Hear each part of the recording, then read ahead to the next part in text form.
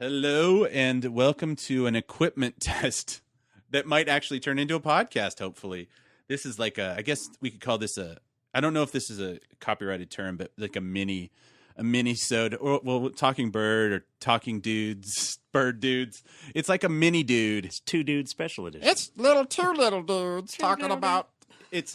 I thought it would. I'm testing equipment, and I thought, hey, let's talk about something unrelated to the topic, and then we can release this another time. And I thought, hey, we like toys. We do. And I think we're both, as everybody likes to say, I'm a Toys R Us kid. Hell yeah! Me and Jeffrey were like tight. And now they're gone. Now they're gonna be gone. They're not gone. They're still there. But I thought we just, I just kind of opened the floor to this conversation. Since every podcast with two dudes is talking about this, and I have something to say. So, right off the bat, I mean, what's kind of like your history with? I mean, I guess for people that maybe don't know, it's Toys R Us is going out of business, and they've been, God, how long have they been around? Since the 70s or longer? Yeah, I don't know much about the company as a whole. Me neither. I do know that it was. So we're both. For those of you who are downloading our podcast overseas and whatnot, thank you. But Exactly. We're both from Western Washington, and Toys R Us did not come to the state of Washington until probably, I want to say, the 70s. Yeah, I think that's. Well, I wasn't around in the 60s, but I'm pretty sure. Well, no, because it was an East Coasty thing, and I remember as a child. This is probably going way too deep down the rabbit hole, but when I was a kid, I went back east with my dad on a business trip, and we toured around, did all the historical sites and whatnot. But I remember one of the big things in that, 1980 trip that was just amazing was going to a Toys R Us in Virginia and being like walking through the doors and going, oh shit balls. It's like, This is all the toys in one place. It's like, we have the toys, all your toys belong to us. And it was amazing. Right. And then of course, getting them out here in this part of the world and whatnot, it was very much an integral part of growing up in toy buying. But I remember before we had Toys R Us, we had Jafco and we had Kmart and Yardbirds. So yeah, Yardbirds and Sears. Sears, I remember getting, to tie it all back in, I remember getting my Star Wars toys delivered to the house by Sears. And I also remember, because my parents would order them and they would either mail them, or when they opened up a catalog window at the SeaTac Mall in Federal Way, which is now called the Commons because it's classy. They had a catalog window, so then you didn't have to pay for shipping. What they would do is they would send it to the store, and then you would go down and pick it up. And so those were all the things we did to get our toys as kids growing up. I mean, a lot of my G.I. Joe stuff that came out of the Sears catalog was that way, Star Wars stuff. But over time, when the Toys R Us's started opening up, it became this great thing. And this is an integral thing that we'll talk about in a minute, but it created my consumerism, right? Like I was made aware of toys that I didn't know were out there. And I'm walking down these aisles going, holy shit, like I didn't even know they made that and I need it. And then it's like, mom, and then I've been a collector ever since. So, I mean, basically Toys R Us was my first dealer and they got me the good stuff. Well, and it's a lot of it is kind of like, for a long time, it was like you said, you'd go to department stores or catalogs or, especially when since we were of that generation, that first big mass toy thing with the Star Wars and stuff. So it actually almost created a need for this that, it's like, okay, you can go to either a specialty store, which were usually kind of hole in the wall kind of places where it was packed to the rafters. Mm-hmm. And unfortunately, things like Toys R Us and KB kind of killed those stores. But anyway, it became like a destination in the fact that it was almost a little harder at first because you had to get your parents to like, hey, can we go to this place that specifically there's going to be nothing for you. So you're just going to be wandering. You're basically chaperoning at this point. Right.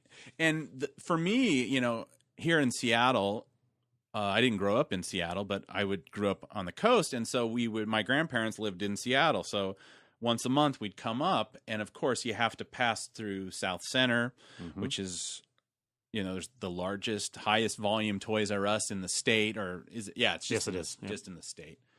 And every time we were heading out of town, it was like if I could get them to leave at about 2 on a Sunday, that meant I could get a good hour in at that Tukwila Toys R Us, and plan that trip accordingly, man. Yeah, right. And it's like and they would have things that no other place would have. It was like and there was just they were lousy with it, and the fact that they had so much of it, you would be like you wouldn't be showing up to say pay and save or whatever, and there'd be like maybe 3 figures on the rack, and they're all like Snaggletooth or whatever thing that you didn't want at that time, which I know there was a time when right. like now everybody'd love to see those, but there was a time when you were looking for something and there was always like peg warmers back in the day. Huh?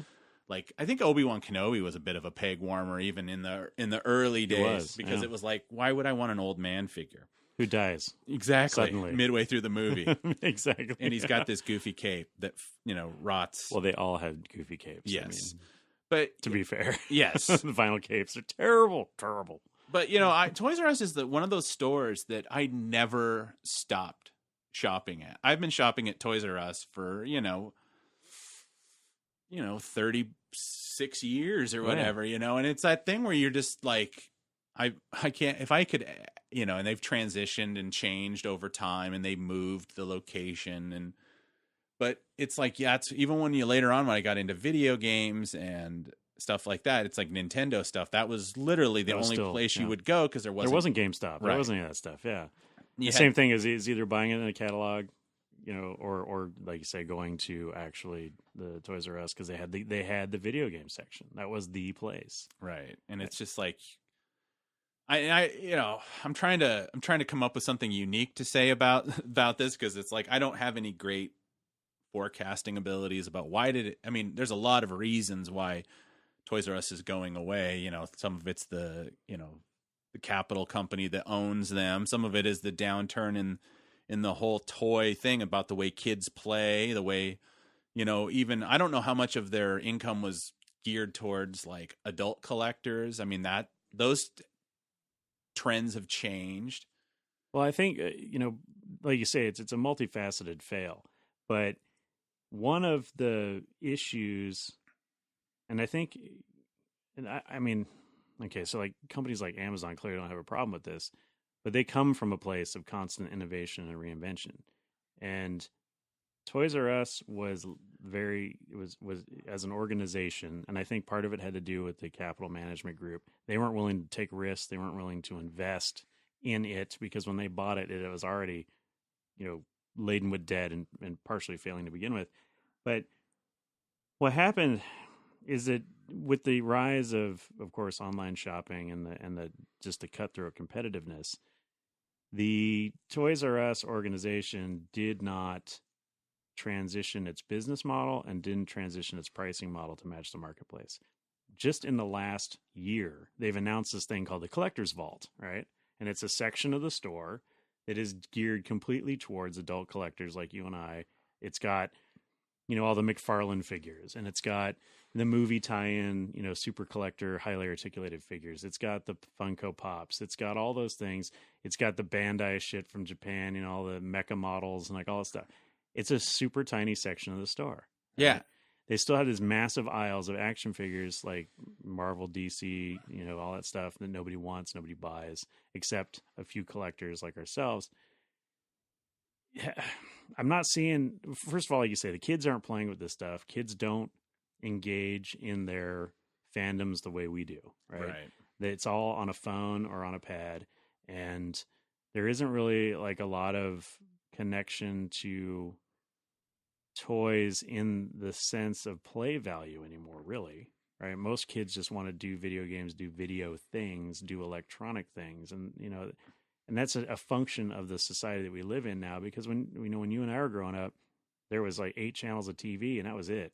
Right. There wasn't, home computers didn't really start happening until we were in our teens. We played with toys, and we would watch movies in the theaters, and then we would play with toys for all summer long after the movie came out, making up our own stories, doing our own thing. But we don't have to have that anymore because we have Force Link. I can take my figure and I can run it across my thing, and it gives me lines from the movie. And I'm like, oh yeah, that was so cute when Rose said that thing about the dogs or whatever. Whatever. Yeah, it's so funny you bring that up because I in my form of grieving, I've purged my Last Jedi figures that I bought. I mean, some of them I bought at discounts already because I have nieces, and I sent it to them. All the ones that I didn't want anymore, and they got, and they were very excited, but they actually, because they were taking the packages apart, they were looking at that Force Link bracelet, because I think there's a little piece of paper in there talking how to use it. Yeah. And they're like, what's this? And I'm like, oh, that's something that you put on your arm and it talks. And I go, you don't need to do. Oh no, I would have loved that. And it's just like, yeah, you're never getting it. That's like the $30 toy at Toys R Us. Yeah, and it comes with that Kylo Ren figure that they specifically, the girls were like, I didn't like that guy. He took his shirt off or whatever, and it's like, yeah, it's. Would you fuck me? I'd fuck me. Yeah, it's the Buffalo Bill of the Buffalo Jedi. Buffalo Jedi, but yeah, it's that. Of course, I'm an old fart, so it's like, things like Force Link, but they had Comtech, 20 years ago when Phantom Menace came out with those little which chips. Nobody bought either. Yeah, and I remember seeing those for I remember one Christmas, I opened up a box from somebody, and I'd gotten all the Phantom Menace figures in one of those because they got down so cheap that people were getting them for $1. Almost all of the original Phantom Menace figures that I bought were at a KB Toys, which is another interesting thing we'll talk about in a second. But yeah, I got all that stuff on clearance. I got all my figures for $1, and it's it's humorous to talk about that because the what's old is new again thing.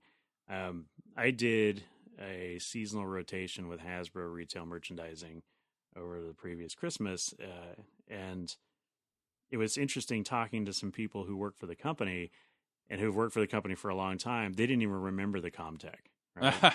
They were like, oh, this Force Link thing, isn't that cool? And I'm like, yeah, they did that 25 years ago or whatever when the Phantom Menace came out. They're like, they did? I'm like, yeah.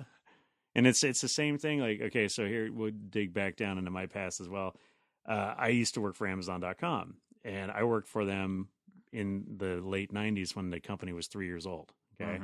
And I remember when we started weddings.com, pets.com, wine.com, homegrocer.com, and 3 other sites that all were these super, cutting edge, innovative things. And they all failed miserably because the world wasn't ready for them. Right. And now I go look in downtown Seattle, and they've taken, 1 million square feet in downtown Seattle and created the Amazon Fresh grocery store where you can order your groceries online and have them either shipped to you, or you can pick them up or whatever.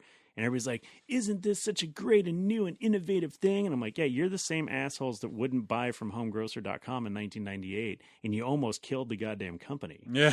So don't give me, anyway, it's the same thing. It's like everybody just acts like it's never happened before. Yeah, and it's like, it's we've been doing it for a while. It's like pulling the string on your G.I. Joe guy. It's like the Prime Now thing. It's like, I remember when I, back in the, 99, when I first got married and we were in our first apartment together, and I found out about Cosmo.com. Oh, Cosmo, yeah. I loved it because I was right in that perfect window. It's just right off the West Seattle Bridge, and they would have stuff.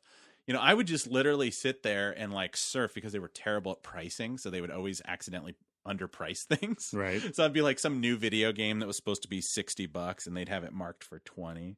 So so I basically participated in them, collapsing or whatever. But I watched a documentary about them. They were their problems were baked into the thing. But it is that thing where it's like, now you can Prime Now your video games, and nobody buys movies anymore, so it's kind of like whatever. But it really when something like Toys R Us, that yes, they didn't really innovate, and you were talking about this collector. What's the? It's like the collector's vault or whatever. Yeah. So they announced that at San Diego in 2017. Okay, because I was there. Gosh, what was it? Not last weekend, but the weekend before.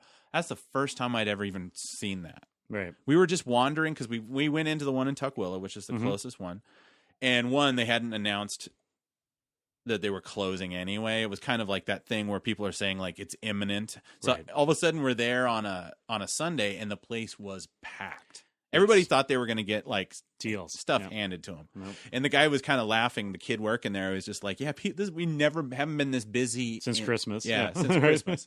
It's so great." And I was looking at stuff, and I stumbled across that because I already looked at the Star Wars stuff and realized there's nothing left for me to buy. There's nothing good. Yeah, there's nothing good that I Unless you want 25 roses. Exactly. And a few Poes and a few fins. Yeah, and a few more roses. And a few more roses. And a couple 6-inch as Constable Zuvios. At full price. At full price. And so I'm like wandering, just seeing like their video game deals, and I stumble across this section, and it was great. But at the same time, I did buy something, but right. I had to make that thing like, well, if I yourself a Deckard doll. Actually, no, I bought a Brody. A Brody from Mallrats. Nice. He comes with a little. I almost bought a Renee the other day. He comes with his. Yeah, I was thinking like, maybe those will be. I'll get those for $1 or something. Brenda. Yeah, exactly. But it's that thing where it's like if I had now I'm glad to know that it's relatively new because I'd feel like a heel that I'd been going in there, at least twice a month on my, on toy runs, and I'd never gone to. I just go to that one actions thing and I just turn around and leave. Okay, well they've been in the store since I want to say August. Like they announced it at either San Diego Comic-Con or they announced it at Toy Fair or whatever last year. And then they started putting it in. And they had kind of already started to do it. Like they put a section. There used to be, so for example, in the Tukwila one, over in the back corner by the bikes, they used to have a section which was the collector toys. Okay. Right? Yeah. And that was where like the G.I. Joe packs were. And like the Freddy Krueger dolls and like that kind of stuff was back there, the McFarlane figures. Then when they started bringing in more and more pops, they were trying to figure out like where are we going to have a pop aisle, like how are we going to do this thing? And then they got smart and they said, oh, all the really high end or high dollar toys, the $25, $30 action figures that aren't branded to something like Star Wars where we're going to have a whole aisle of it anyway, or the Transformers, right? And some of those one-off video game tie-ins and stuff. So they created this thing, and they've started implementing them, and they have one in the Tacoma store, I know. They have the one in Tukwila. And I'm sure they have them all over the country for now. And for this week. Yeah, but it was an interesting idea, and it was because it is an acknowledgement of the fact that the people who are spending the most money in there are the Babies R Us folks, the people going in there buying cribs and diapers, and then guys like us who are going in and buying the toys that we're interested in, because most of the kids, unless it's a play school, my first iPad or whatever, they're not buying toys in there. People are buying board games at the holidays because for whatever reason everybody loves to buy board games at the holidays because it's family time. You're all cooped up in a house, because the kids are off school, and then it's little kid toys, right? Learning toys, things that all the kids should have, blocks and all that kind of stuff, and then the video game section, which to me is interesting because at one time, like we talked about, Toys R Us had cornered the market on having the video game store.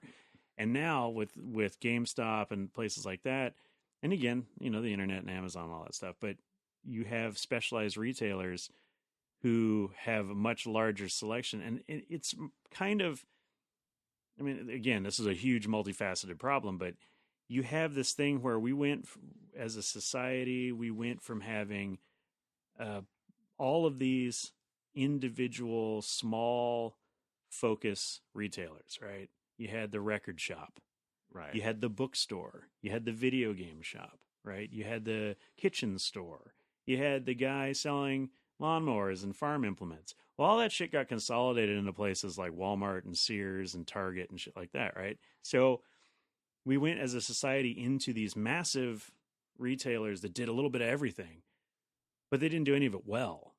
Right. But they did it just enough and priced it so right that they could kill all the small businesses. And then now they're like, now we're stuck with this mediocre, shopping experience. And I just experienced this a couple of days ago. I was setting up a TV and I had a VCR, right? Yeah. Those things, right? Back in the day, yo. Yeah. Magnetic tape, bitches. Anyway, setting up a VCR, and the new TV did not have a standard component video plug, right? Right. You needed either RGB or you needed HDMI, and I didn't have that. And I'm like, you know what? Fucking, I'm going to go to Radio Shack and I'm going to get me a splitter that's going to go from it because they have all that crazy shit. There aren't any Radio Shacks anymore. Right. They're all gone. Right. And so then it's like, oh, that's great. I can go on Amazon and I can order the exact thing I need, and it's $3 and it's Prime delivery, and I'll get it in 4 days, or 2 days or 3 days, whatever it is. But there was 4 Radio Shacks within driving distance from my house, and they're all gone. And you also might have a chance, if you're not familiar with it, maybe that you'll actually have somebody go, yeah, that's not what you need. Right. You actually need this. Right. Of course, then again, it's fair to say sometimes you go to Radio Shack and they bullshit you and sell you something for $50 when you could have bought it for $3. But well, I don't need a transistor radio, and I don't, like all that other stuff, and I'm still not going to buy a Commodore 64. So, and that's another reason why Radio Shack went out of business. But the thing is, the Radio Shack though is a prime example of that local small business that had you didn't need it every day, but when you need it, you need it, man. It's like it's important. It's an important component. But the problem is there's not enough people shopping at that place. Like if I need it once a year, and 100,000 other people need it once a year, you're going to do good business unless we all do it on the same day, and then you don't see us again for the rest of the year, right? Right. And anyway, so now we're starting to branch back into this model of specialty retailers, right? So yes, GameStop is a massive corporation, and they own ThinkGeek, or they merged with ThinkGeek or whatever. But the deal is, I go to Toys R Us, they have a crappy selection of video games. Mm-hmm. I go down to GameStop, and they've got a much better selection of video games, and they can order me whatever I want, and they're going to beat the price, and so smaller focused retailers are starting to chip away at these larger box stores, and that's one of the other things that was killing Toys R Us. The last thing, I read a very interesting think piece on this just the other day. Apparently, the way that the capital group that owned the company had it set up was they could bleed on the toys because they were making huge money on the baby stuff. Oh, yeah. But over time, I don't know if it's less people are buying baby shit, or there's such a dearth of baby shit on the market. Like if you ever go to a garage sale, right? Hello, I mean, Facebook. People have all those groups where they're always trying to downsize their. Like the kid gets an age, and I'm like, we're not having any more. Then I'm gonna go on some Facebook group in our neighborhood and be like, who needs a crib? Who needs a stroller? Who needs which pants that the kid wore twice and outgrew? Like all that stuff. So people are having less children was the thing with the article, right? The article was like, well, people just aren't having kids, so the market demand isn't there. But I would counter that with, yes, birth rates are down. However, I think that a lot of people are becoming more and more savvy with their shopping, period, but specifically for children, because instead of going out and buying everything brand new and spending all that money on a kid, the kid's just going to either wear it twice or they're going to puke on it and you're going to throw it out. I'll just go spend $1 at a yard sale instead of $20 at Toys R Us. And again, Toys R Us is one of those places like, where else do you go to get maybe Target? Yeah. To get a bassinet or whatever. Like, I don't know where Chris, I'm not a parent, I know, for full disclosure, so I haven't had these problems. But, just in my shopping experience, going to a mall or going to, various retailers or whatever, the best selection of baby stuff was obviously Baby R Us. Well, I can also find a pretty goddamn good selection of baby stuff at 4 or 5 yard sales in my neighborhood every summer. So, stretch my dollar, right? Yeah. So it's killing it. And I feel like that one of the big thing that Toys R Us really, when you realize that they weren't paying attention is the video game things. Because like I said, 20 years ago, they were the destination. And then there was all the small specialty stores and GameStop. And it's like, GameStop is all right, but I personally don't buy a lot there because I don't like how they do business. Because you'll buy a new game and then all of a sudden they'll whip out something that's been opened and then go, oh, this is new. And you're like, no, it's not. You took the disc out or something, which I understand. I worked at a place that we would sell stuff as new and we'd take the disc out. And I always hated having to try to smile and go, oh yeah, this is just as good as buying it with plastic, when I know that, one of the other employees has taken the disc out 3 times and may have scratched it or something. Right. But with the video game situation, it's like they have all this real floor space, and they never once said, hey, let's go for the 20-something, let's go for the 30-something people that are buying games by, introducing value and access. They've always been, it's like their sections they've always kind of kept it behind glass, which I understand, but they don't display it in the fact that you don't, it's like going to Walmart and looking at games. It's like people only ever buy Walmart games because it's on sale, or it's the only game in town, literally. But, Best Buy across the street from where this fabled Tukwila Toys R Us, they have that deal. If you spend $30, you give them $30 for 2 years, you get 20% off every new shrink wrapped game that you buy. Right. Doesn't matter. You can make that back in a couple of weeks. Yeah, if it came back, if it came out 6 months ago, it's still 20% off. Even Amazon doesn't do that. They do a thing where it's only like for the first 2 weeks, it's 20% off. It's the best deal in video games for people that still buy physical games. And I do not understand why Toys R Us, didn't try something like that. They didn't turn into this thing and just be like, we're going to be a destination for games. Because then we can get them with the high end, the SH Figure Arts, Japanese toys, and I don't know how much of an influence this Funko Pops thing, this phenomenon has, because to be personally, I don't get them. I don't buy them. It's not my thing. It's like, I think they're I don't understand the appeal of them, but I understand that they have a lot of appeal. Well, I think part of it, so I buy some Pops, right? I have a few of them. And I also have some friends who are very deeply involved in the pop collecting community, and I kind of skirt the edges of that. I mean, they help me find some things that I'm looking for, but at the same time, I feel like it's a little bit culty, and they just strike me as they're going to be the Beanie Babies of our generation. Oh yeah, absolutely. It's like, but at the same time, what I buy in the pop world is the stuff that I'm already collecting, right? So, for example, I'm a huge Focus collector for Darth Maul. They've made 3 different Darth Maul Pops. One of them is super, super rare, and I'll probably never be able to afford it, but I buy those, right? Anything Rogue One I bought, love that.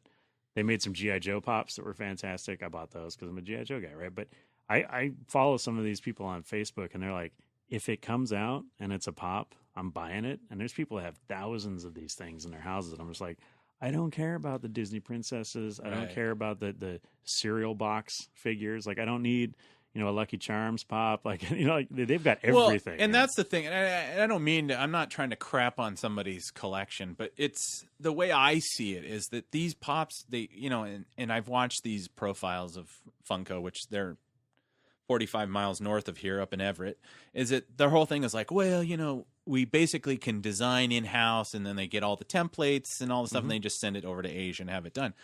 There's not a lot of craft to those. And I always feel like as fun as they are, is they're like a little cheap, I don't know, are they made out of vinyl or whatever? Yeah, they're vinyl, PVC or vinyl. Whatever, PVC or vinyl. Like, it's a great way, for people like their work, either to collect, ancillary to their main focus, or they want to have something to signify at work. They want to put on their desk. Like my cousin in their wedding, they're into that stuff. So they put them as, they took them and used them as the centerpieces at their wedding. Of course, I've seen a lot of they didn't realize how many people stole those. So they lost most of their Pops.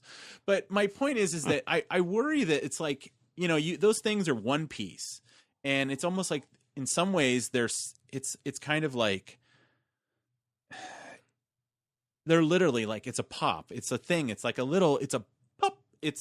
There's no complexity to it. And it's almost like you're ruining people's palate for good toys. It is. It's the junk food of collecting. Yeah. And it's like, you know a lot about toys and stuff like that. And so it's not going to hurt you. But then people are going to be like, well, I can get, like for me personally, it's like, when I got my Baze Malbus from Rogue One, it's like part of the reason I got, I bought him as a die cast, and I bought him as a 3 3/4, and I bought him as a 6-inch Black Series. That I really love that aesthetic of that character. I loved his costume. I loved his ridiculous gun that looks like a Jiffy Pop popcorn maker shotgun thing. And it's just, there's something, it's pure classic Star Wars design. And so I keep buying it. Now, some people might just go, I'm just going to get this thing. It's kind of got the shape of his thing, and it's kind of got his ponytail, and he's got his eyes. So you can kind of tell it's a Chinese guy because they've done the eyes a little differently. And it's like, oh, I'm good. And I feel like in some, and I'm not trying to take people, if that's as much as people want to invest in it, that's fine.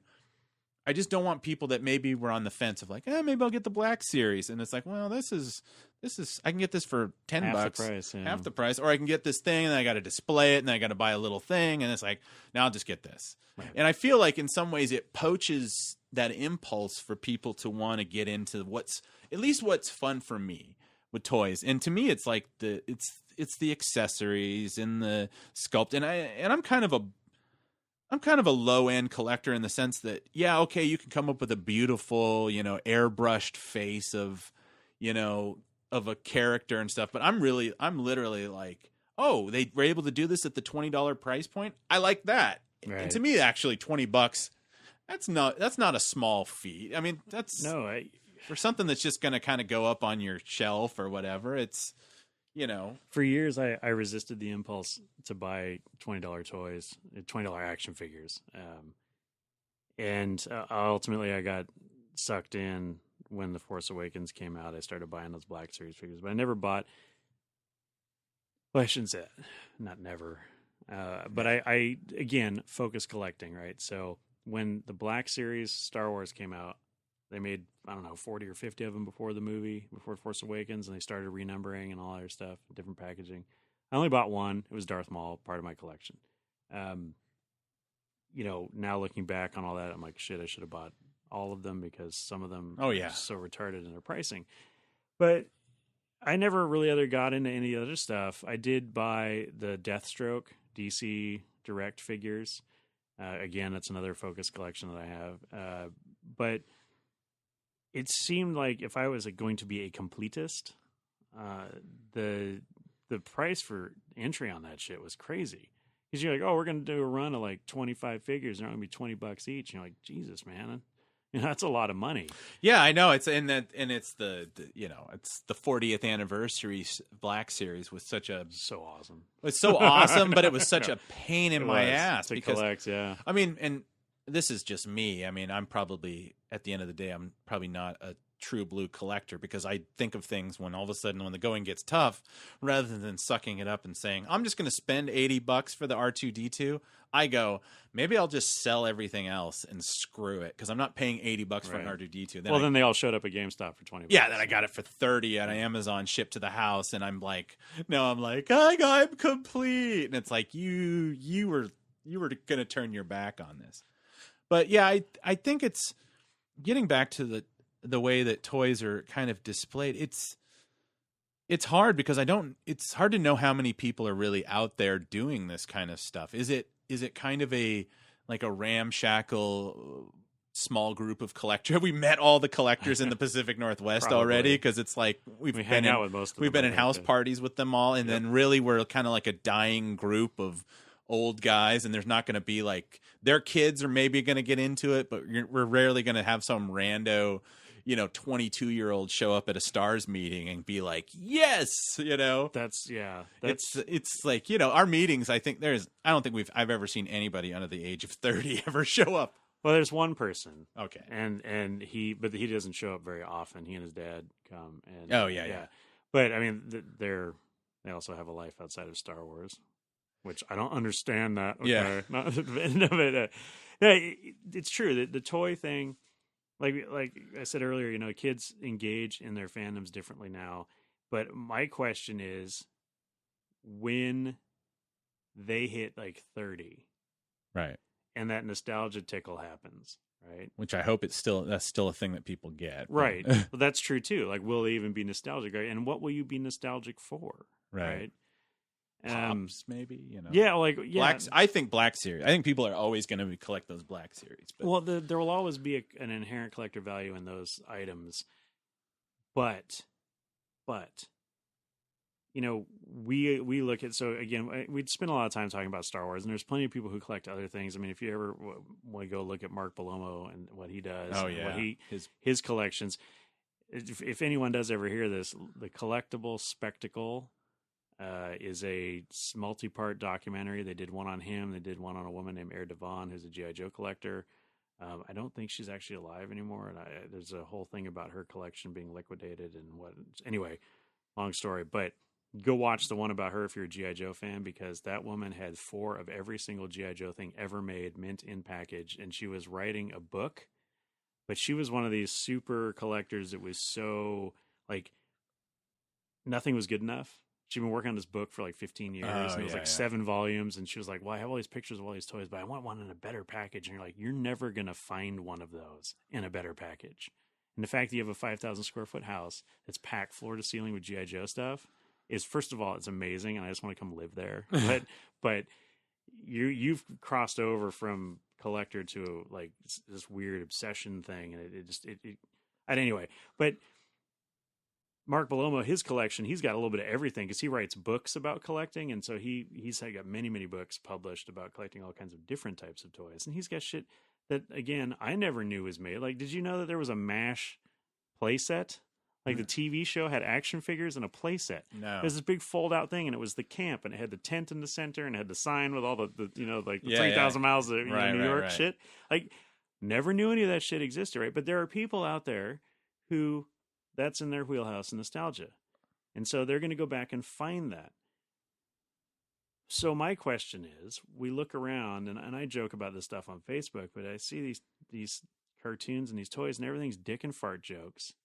It's like, I'm Pickle Morty. I got a dick. Great.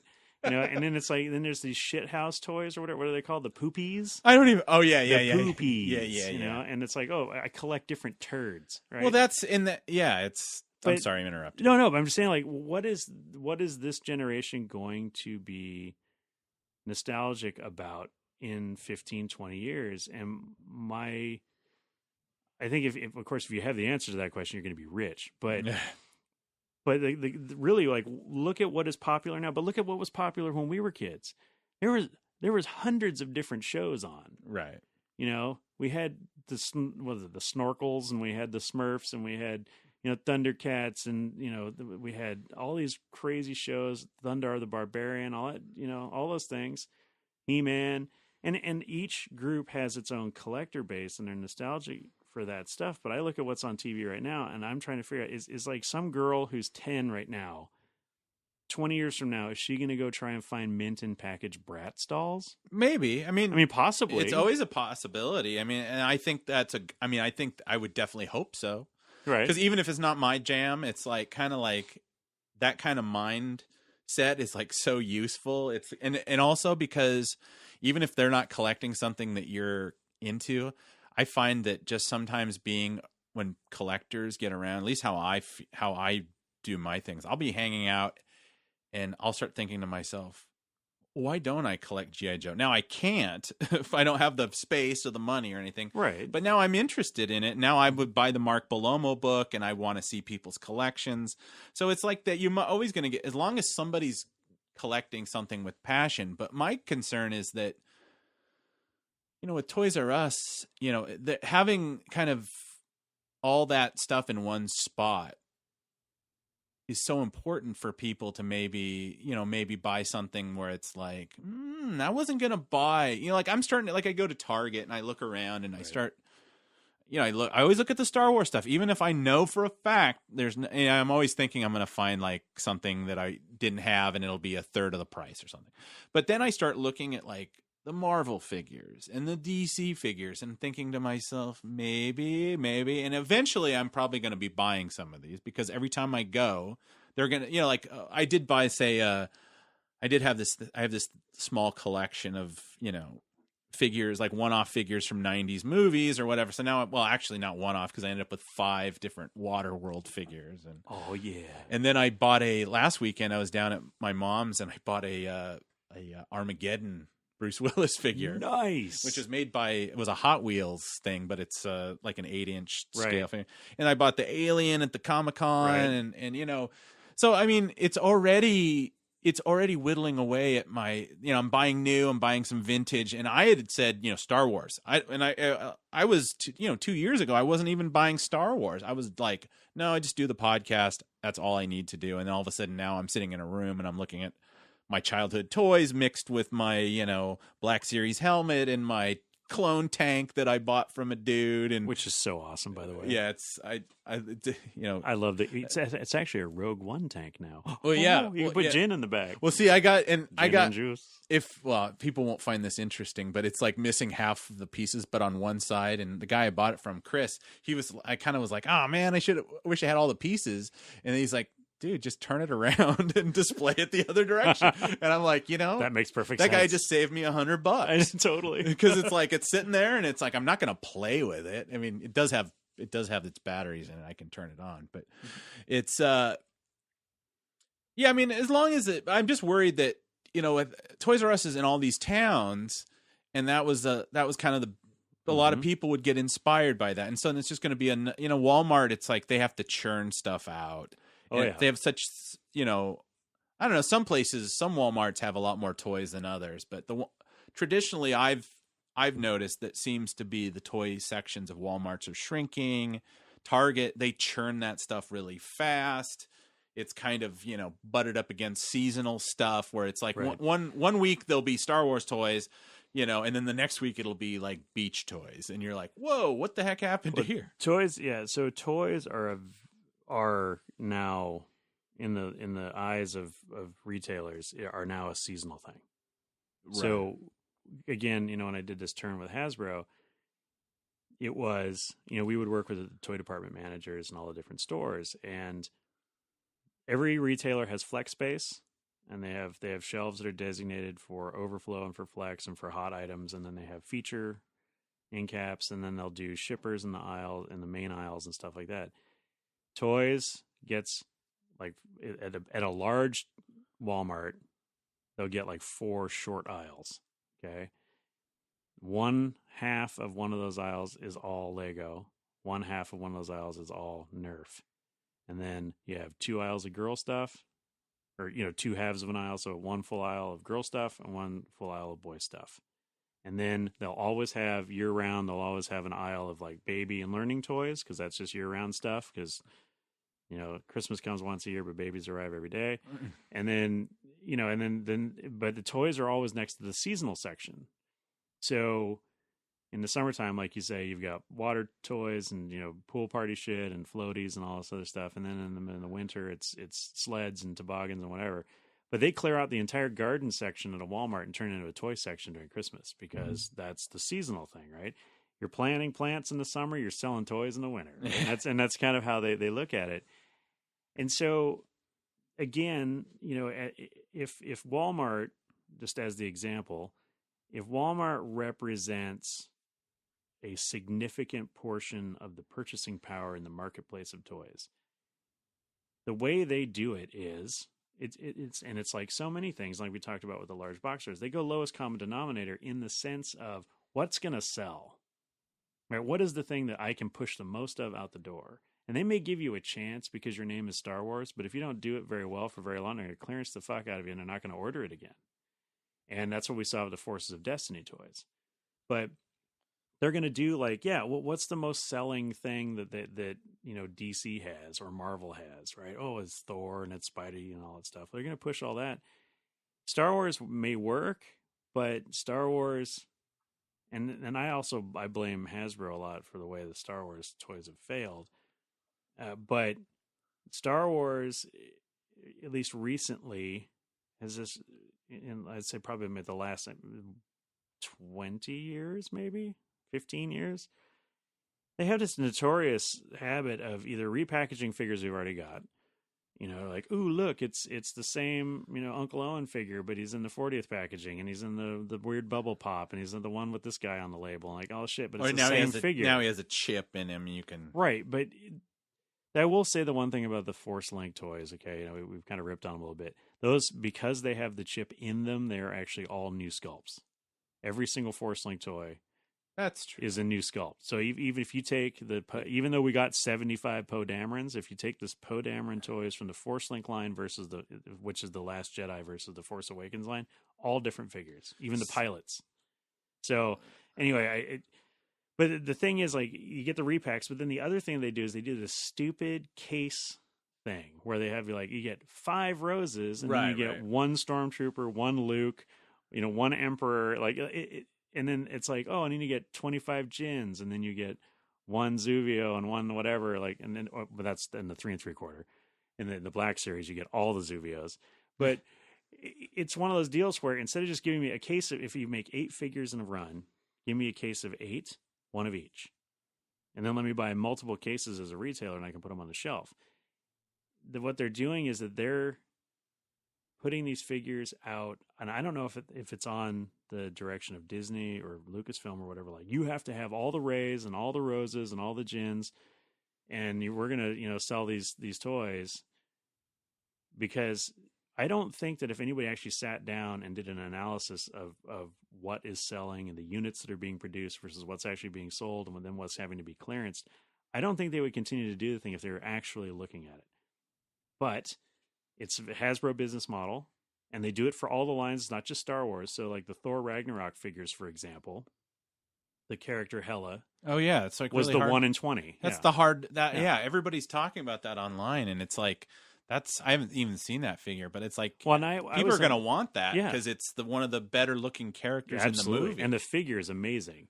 And if not to get too far down the weeds, we talked about the Black Series, but the thing that they're doing now with that face printing technology, where the characters are now actually looking like the actors. Well, they started doing that on the Marvel line before they did that on the Star Wars line, and that Hela character, like that. It comes with 2 heads, right? So it comes with her without the helmet and the weird face paint or whatever, and it looks exactly like the actress. I mean, it is like spot on. And like you say, everybody wants that, but they only put one in a case. Yeah, and see now, and the funny thing is, like, I've been hearing so much about now. I kind of want one, and it's not even to make money, just because it's like it's really not cool. to flip it. It's like, is it cool? It is cool. And so this is the thing is, I didn't again, because it's that $20-something price point, $23 at most retailers, and I'm going to save my $23 for the Star Wars figure or the whatever other figure that I'm collecting. When I was working for Hasbro, I was unpacking these things all the time in the stores and putting them on the shelves, and I was even noticing, damn man, this is a case of 8 figures, there's 1 in there, and then you get like 3 of the Surfer Thor, and then you get 1 each of the others. And then it was this other thing that they do, which I'm glad they haven't done with Star Wars, and I hope they don't do it with Star Wars, but the Build-A-Figure deal. That's the thing that they've been doing with these. Oh, yeah, where there's an arm. There's an arm and a leg and a head. And they've tried it a little bit with, like... They did the droid builder thing. Yeah, back, or you could... 3 3/4 back. Weren't there, like, accessories that if you bought 2 or 3 figures, you could put together, like, a gun or something? Right, so when the Force Awakens figure lines came out, they had the different mission series. So they had like 4 figures would be desert and 4 figures would be jungle, and those 4 figures came with an accessory that if you snapped them together, they made like a larger weapon or whatever. But the other part of Hasbro retail, which has been doing this for years with the Marvel characters, is, well, you got to buy these 10 figures so you can build the big Thanos, or you can build the big Swamp Thing, or you can build the big Groot, or whatever. And I'm glad they haven't done that, where it's like, oh, if you buy all 45 Black Series Star Wars figures, you can make a Rancor or whatever. Like, some kind of shit like that. Now that you've said it, it's coming. It's probably going to happen. It's probably going to happen, and I'm going to be tempted, because, I always say, oh, F you can't market to me like that. And then all of a sudden, like a month into, I'll go to a Stars meeting, everybody's all talking about it, and I'm like, maybe I should take a look. So you're back in the barge then? Yeah, no, I'm not back. I'm not back in the barge. I mean, I love the idea of the barge. I'm actually, and see that we should pivot to that, because it kind of goes to show you where toys are going. If Toys R Us is going the way of the dodo, and then simultaneously Hasbro is pushing this, for people who don't know this, there's this $500 prepay a year in advance. They can get 5,000 backers. Hasbro is doing a 3 3/4 scale. True scale Jabba sail barge. And it's been a very controversial thing, because some people think it's kind of scummy on Hasbro's part, crowdsourcing, and some people think, actually, I kind of lean more towards the fact that this is kind of the way, if you want high quality toys with a lot of accoutrements, this is probably the model, with stores going away, which, although now we're saying KB's coming back. Right. So this is so we'll get back to the katana in a second, but the the weird underside of the death of retail is that, again, we've talked about venture capital, right? So venture capital owns the Toys R Us brand and the stores and their assets and everything. And so they filed for bankruptcy and they're going to liquidate so they can pay off all their debtors, which, by the way, the two largest people they owe money, or two largest amounts of money they owe, are to Mattel and Hasbro. Right. In the excess of $3 billion apiece, right? So, which is interesting to me because I guess they're buying on credit, but it's like, I don't understand why Hasbro and Mattel haven't worked harder to work with Toys R Us and try and either coach them through the changes and the problems in the market, because it's still one of their largest vendors. Right. Right. I mean, yeah, they're still selling through Walmart and Target and other places, but again, the people that I talked to at Hasbro, they often referred to Toys R Us as their de facto showroom. Right, because you don't have anywhere else to go and look at their full product line. You can go see some of it at Walmart and some of it at Target, but you see all of it usually at Toys R Us. So the thing about this crowdsourcing and whatever deal and the future of toys and the death of retail and the capital groups, these brands die, they go away. Or the brands don't die, but the companies go away. The physical presence, stores close, whatever. KB Toys used to be a toy store in the malls. They were in every mall in America. They were sort of a small, and there was another one, I forget now what the other store was, but there used to be two toy stores in every mall. They merged. And then they merged, right. And then they disappeared. And yeah, KB was the predominant one. The KB was the one that bought the other one. Well, there is a gentleman, and I forget his name, and I apologize, I don't have it in front of me, but he collects brands, and he is a venture capitalist. He's got a shit ton of money, and one of the ways that he makes his money is he buys these brands, and this is very reminiscent of internet squatters. Mm-hmm. So when the internet was first, being introduced to the world, people were buying up URLs like with famous actors and actresses' names, other company names, and they were the rightful owner of the URL. And then when somebody would come along, like Arnold Schwarzenegger, would be like, I need to make a website. And they'd be like, oh, well, ArnoldSchwarzenegger.com, .net, .us, and .org are all owned by Steve over here. And he's like, I'll write you $1 million check. I own my website. And so he does that, right? That sounds like Tommy Wiseau. That's not, anyway. But the point is, I'm not Austrian, all right? My people come from Swiss Alps region. Okay, so the thing is, though, is they would make a shit ton of money doing this, right? They would basically buy up the URLs and then they would resell them to the, I won't say rightful owners, but the people that should probably have had them in the first place, because people were slow to pick up on the internet and what it was. And then when eventually people were like, oh, I can make money or I can do a thing, it's too late. A bunch of guys, own, usatoday.com or whatever, and they're like, well, could we please maybe have our moniker back? And and so I got a lot of guys made a lot of fast money doing that. Well, this guy, whose name I don't know, I apologize. Look it up, people. I know, look it up. Do your own damn work. This is a Minnesota. This is an interactive thing. This is your part. You go find his name. But anyway, he buys up brands, and the copyright law is simply this: if you have not done anything with the name of a company or the name of a brand of a product for 3 years, it becomes what they call a zombie trademark. It's dead, but you can revive it, right? Okay. And anybody, becomes public domain. So, for example, there's a brewery in Tacoma, my hometown, called the Pacific Brewing and Malting Company. Now, the Pacific Brewing and Malting Company was a brewery that was active in Tacoma in the late 1800s, early 1920s, and they died in Prohibition, and they never came back. So this guy who, has, I don't know what kind of capital he has or whatever, but he's like, I'm going to open a microbrewery in Tacoma. And he found that this company, all their stuff was public domain. So he went and bought, re-registered the trademarks, the logos, all the stuff under his name. Now he owns Pacific Brewing and Malting. So he comes back, starts a microbrewery, has one of their old recipes. He makes that beer. So that's their connection to the past and their lineage. And then he makes all this other microbrew stuff. That was just laying there. And there's stuff like that everywhere, right? And that's why you see, like, when you go into certain stores, You see all these T-shirts of these old like candies and board games and like weird shit that we like had as kids. It's things that have died. That somebody's like, oh, you know, and this is not an actual example, but somebody would be like, oh, Candyland. I remember that. That was cool when I was a kid. I'm going to buy the name and I'm going to make Candyland tumblers and T-shirts and you know, like whatever. Candyland's still owned by Hasbro, okay? So, but the thing that this guy did is he acquired. There's a name. Oh shit! It was a retailer kind of like Macy's or JCPenney. Okay. And it was a 2-person name, like Williams Sonoma, but not Williams Sonoma, but something like that. And I forget now what it was, but he owned it, and Macy's used to own it. Okay. But they let it go. And so he bought it. And then Macy's like, we're going to bring back a line of clothes and housewares under this old retailer's name. And he was like, no, you're not. And he dropped a cease on him, right? So he dropped his lawsuit. So they paid him like $30 million to get it back, right?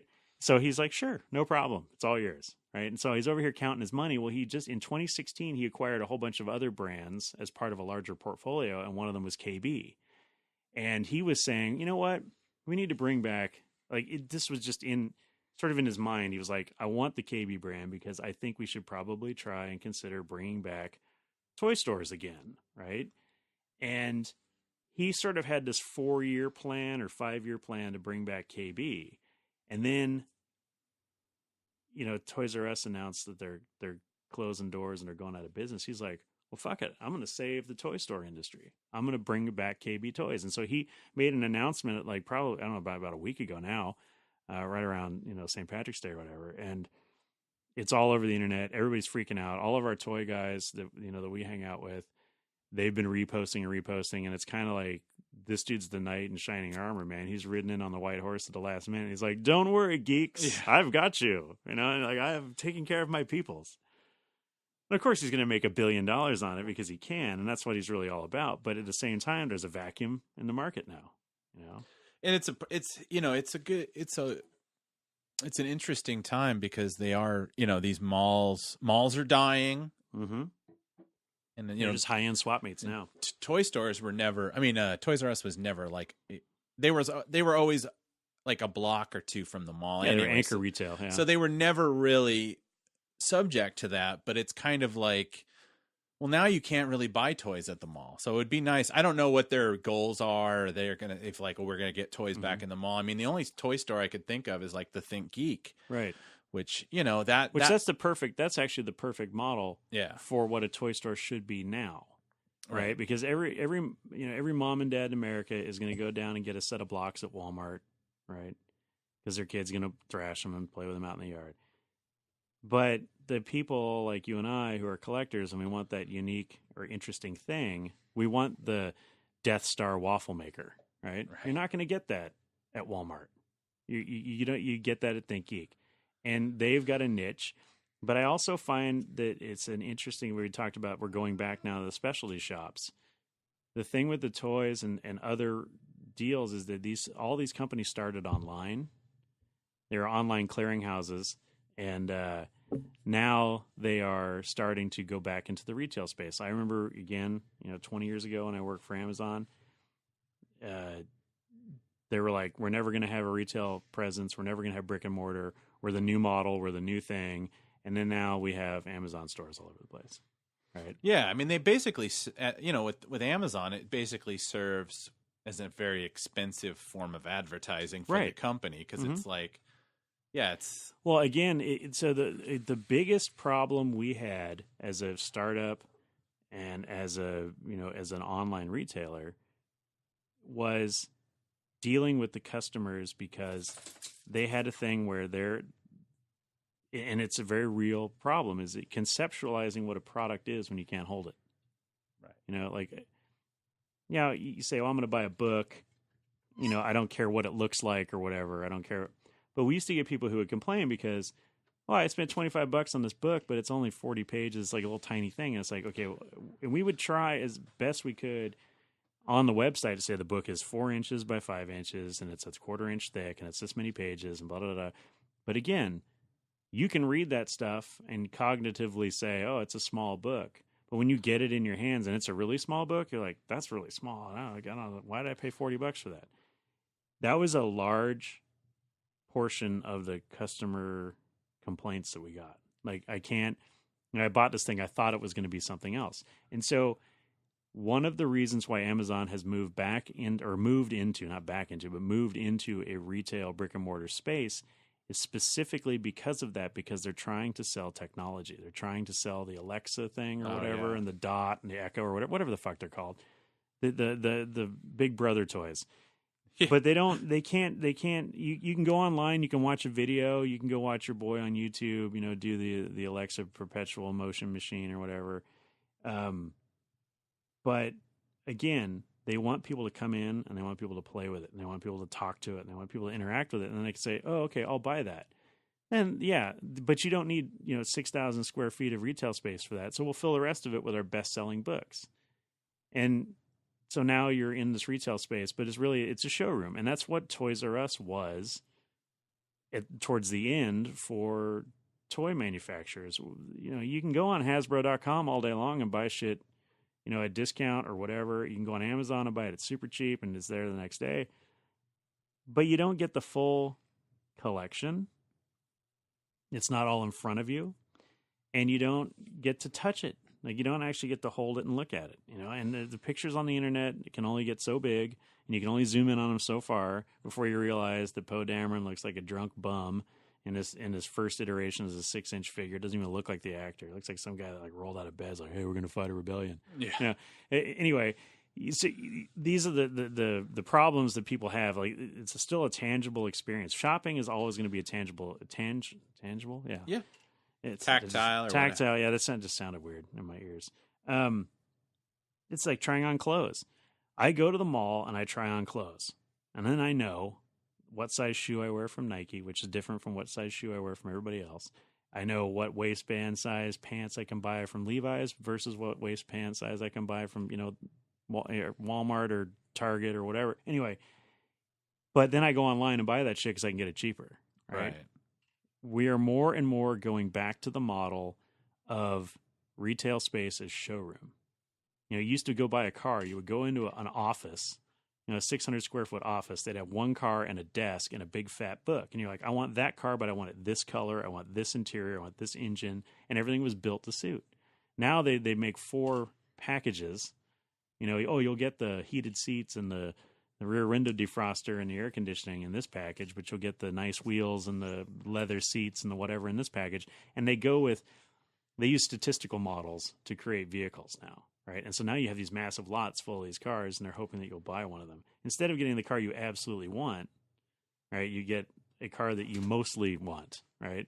And so I see us, as a society or whatever, going back to this more specific model and the showroom concept, because you don't need to have 600 rose figures hanging on your peg.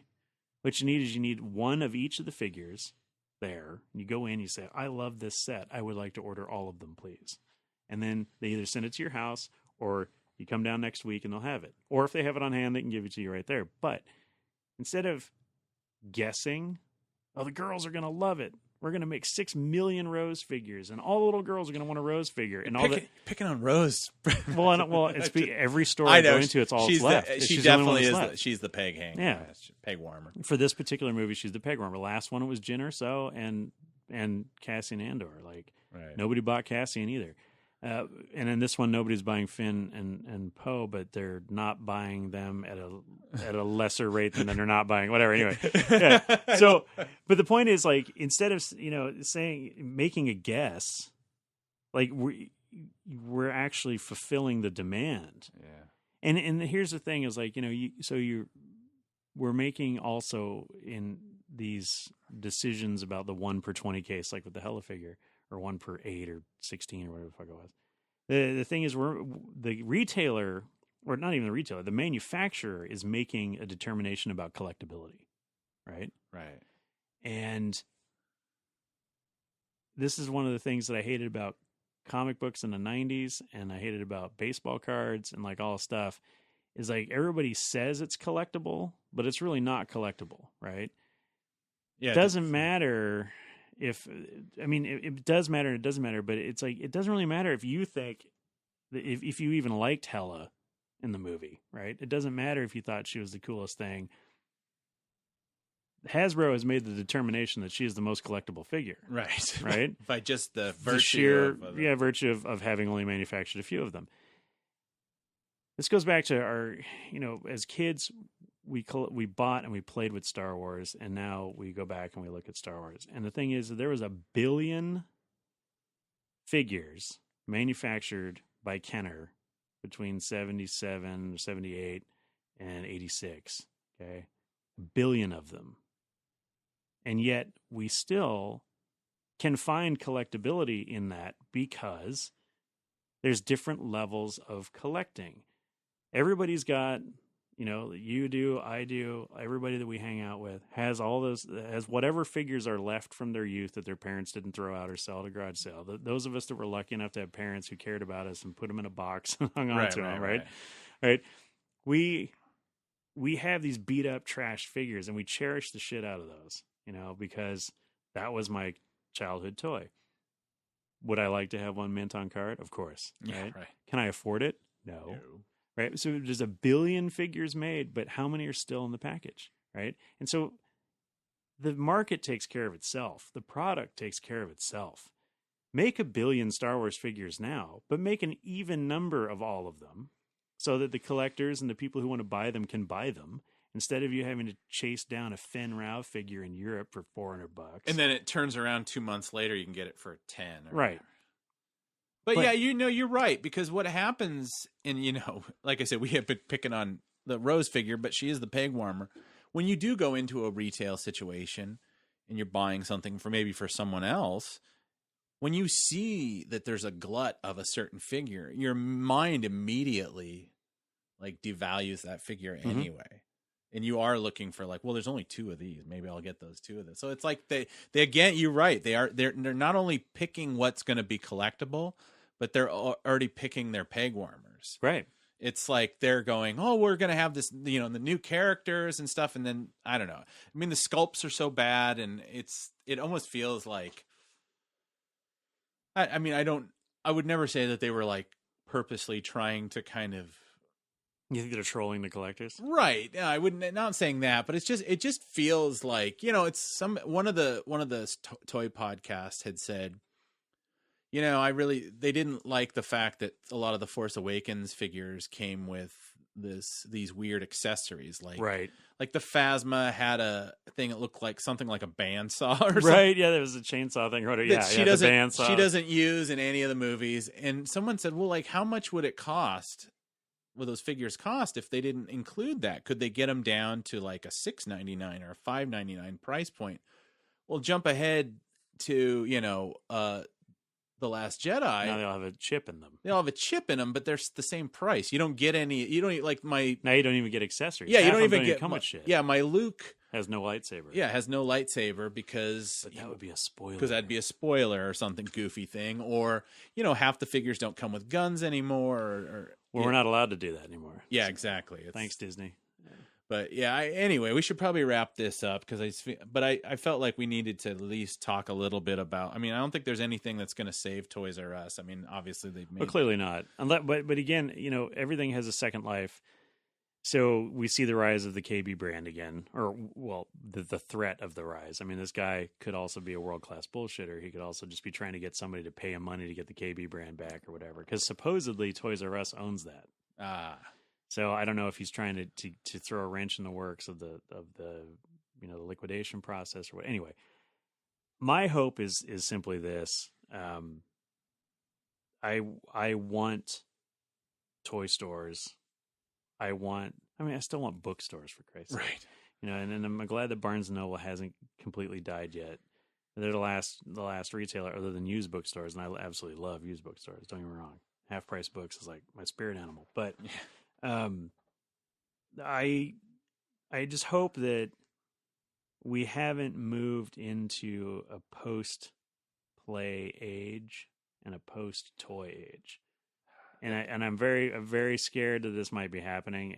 But I would hope that people, like us who do have children, that they are passing on this sort of understanding and love of whatever it might be. If your kid's into Pokemon, or if your kid's into, brats or poopies or whatever, like, if that's their jam, then, feed that and, get them immersed in it as best you can, because it keeps all this stuff alive. Like, 40 years from now, they might not be making Star Wars toys.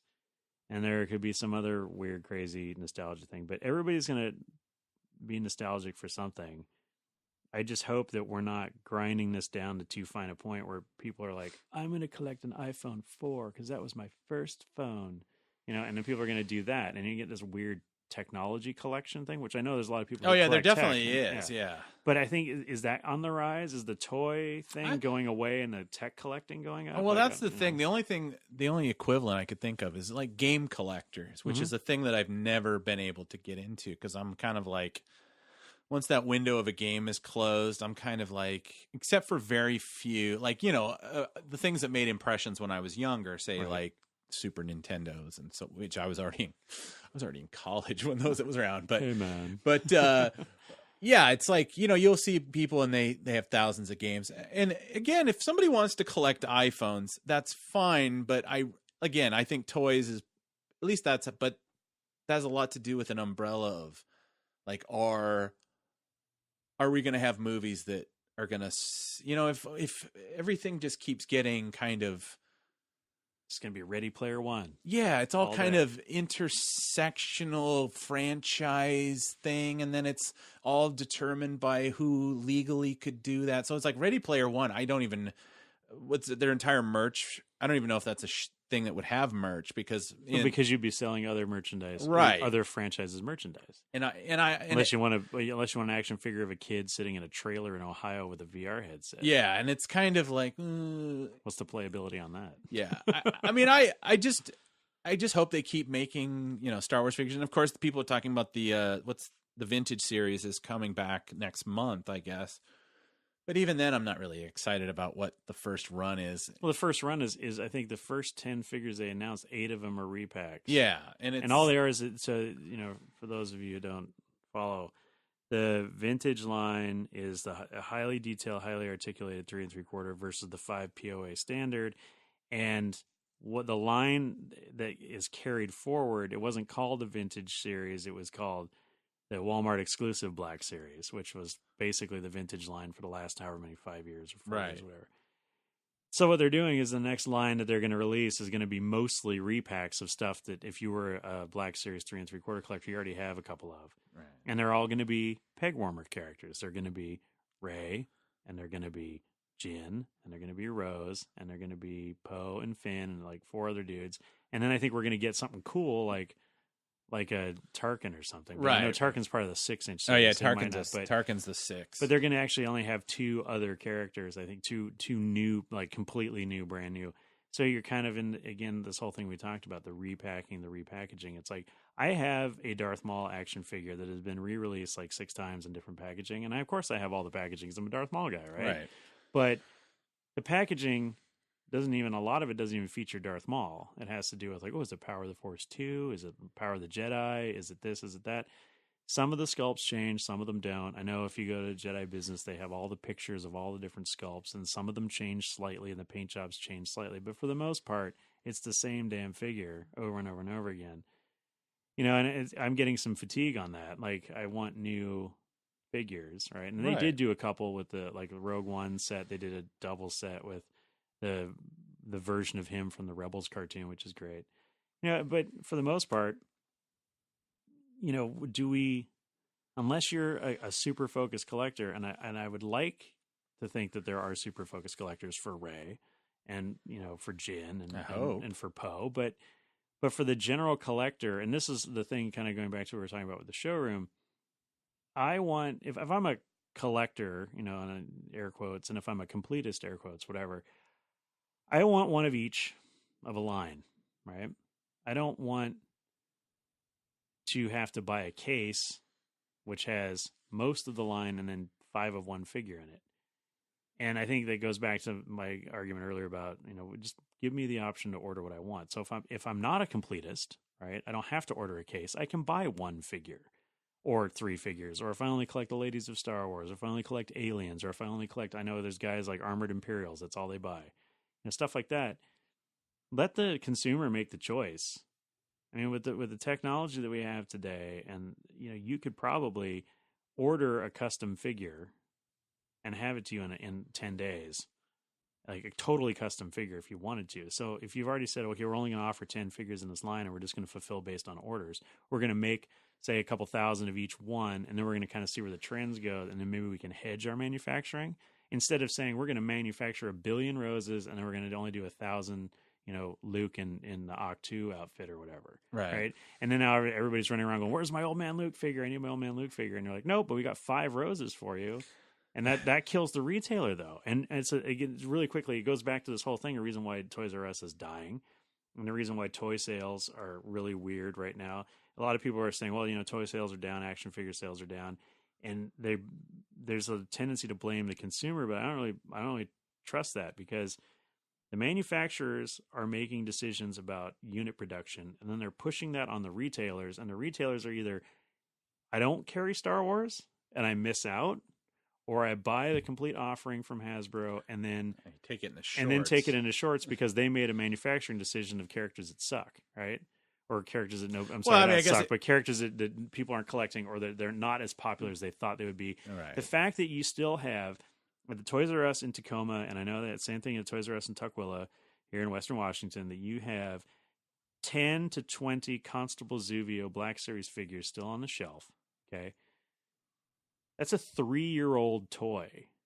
That's almost going on 4 now, right? Right. And it's a figure that you made based on a script treatment. I understand that how toys are made is that you say, okay, we're making a movie, and we want to have toys the day the movie comes out. So here's the 10 characters that have speaking roles in the film. Here's their pre-production art. This is what they look like. Go make us some figures. They make the mock-ups. Yeah, that looks good. Here's the packaging. Great. Goes to production. And then J.J. Abrams cuts Zuvio out of the movie. Yeah. And so now you have a whole bunch of people. And it's not just because Zuvio... it's kind of an ugly figure. Even if he was in the movie, from what I expect, it would have been like a 10-second interaction. Right. It wasn't even... They should never have made it. And somebody at Lucasfilm licensing should have said, yeah, don't make that as your second series. Don't put that as your first. Yeah. Because they had that, and the funny thing is they had that weird issue where there weren't enough Rey figures. Like, well, who made that decision? Right. It's like, regardless if something like, oh, guys, don't buy girl toys or whatever, which I don't believe that works with Star Wars anymore. No. Unless it's The Last Jedi, and that's a whole nother thing. But it's, people wanted it. People were excited. The hype was that the highest it was ever going to be. Mm-hmm. It's never achieved that. And then they didn't have enough. Yeah, they underproduced the Rey figure. And then instead of fixing that, they overproduced the next character. And then she didn't, the Jinn, and then people didn't want as much of those. So then there's a glut. And it becomes this weird thing where if they had, it has a lot to do with movies and how they're made now and the lead times. Like, it's not just one person's fault. No. I feel like it's a top to, from the licensing to the movie itself. Not that, Star Wars is one of those movies, like, yeah, the licensing, that is always a concern because you can tell, because they throw ships in and stuff like that we're like, oh, this will make a great toy. So it's not like they're not thinking about that when they're designing the movie.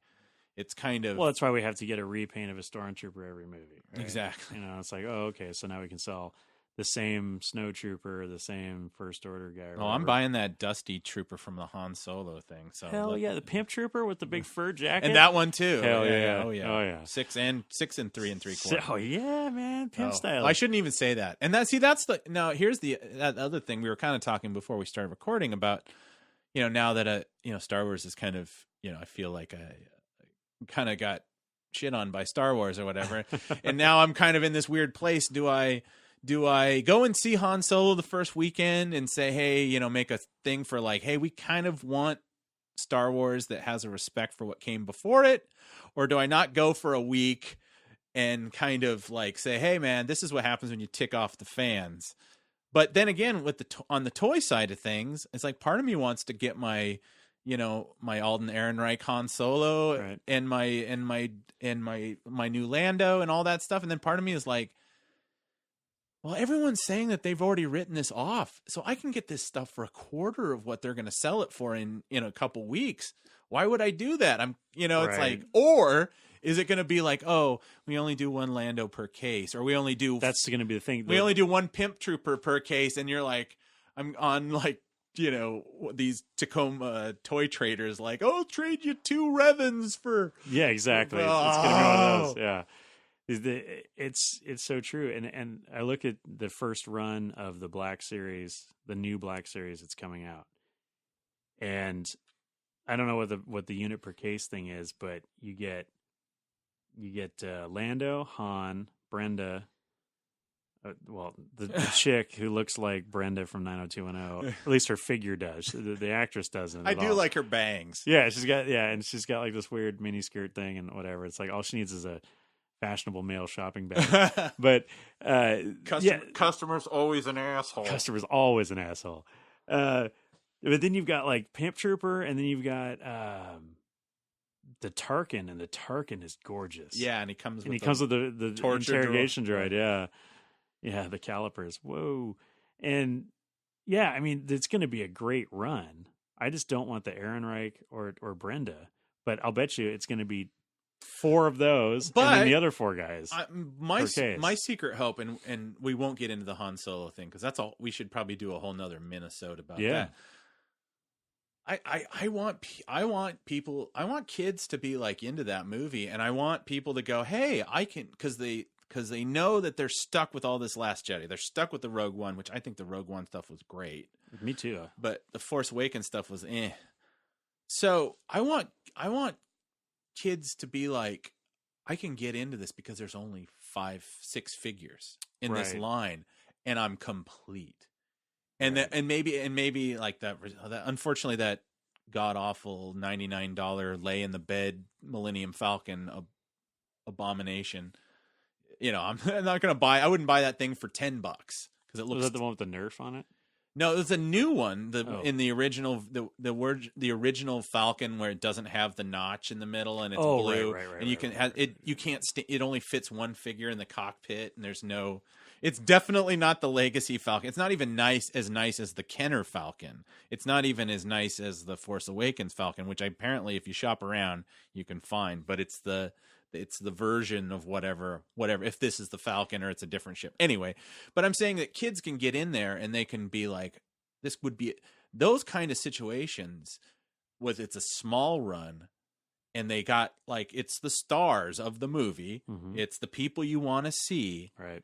And the kids can get into that and they don't have to be like, there's very little chance that they're going to buy like, oh, well, why did I buy this figure that she's, Emilia Clarke's in the movie for 5 minutes? We know that's not true. Right. She's over in the whole thing. So it's kind of like, to me, I think that would be like a nice back way for maybe, I don't know, kids, or I don't even know if kids look at this, but for people even to get into that. But that's all dependent on whether the movie's good. Right. If it's another Rogue One, they'll do fine. If it's not going to be like The Last Jedi, but if it's, are you sure? Yeah, if it's Star Wars Babies, if it's Muppet Babies Star Wars, it's screwed.